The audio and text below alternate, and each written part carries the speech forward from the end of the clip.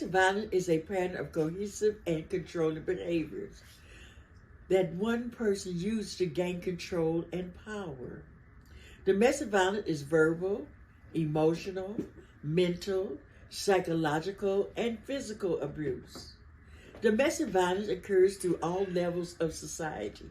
The wealthy, educated, and professionals are just as prone to violence. It's a very sensitive subject. It's hard for anyone to open and share their experience of abuse. This is why it's called the silent scream. What does the Bible say about domestic violence? According to the scripture, Psalms 11:5, the scripture condemns violence. Violence is associated with wickedness and is an offense to God. Verbal abuse includes constant criticism, belittling one's abilities, insults, put-downs, name-calling, and other attempts to undermine one's self-image and self-worth.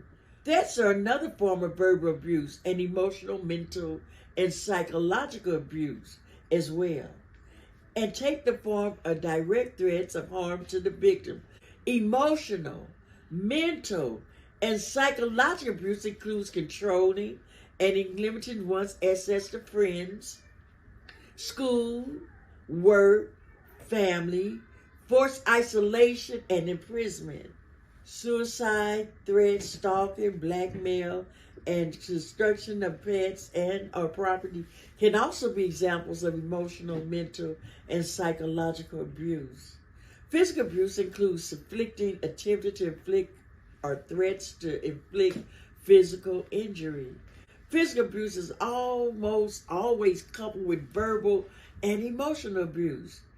Sexual abuse includes any sexual contact. There are 3 cycles of violence. The period of tension building, in which a small sense of events creates an intensified tension in the relationship, and which the perpetrator instills a feeling of fear in his or her partner, blaming and arguing. The second is the violent explosion stage, in which the perpetrator uses violence to release built-up tension, anger, and a frustration, and most importantly, to exercise ultimate control. Now, the last one is the honeymoon period. This is called the calm stage, in which the perpetrator expresses remorse and attempts to convince his or her partner that he is sorry and promise it will never happen again. How can the church help? Well, the church can help by informing them about mental health education, social skills, self-management skill classes. Encourage them to have a safety plan.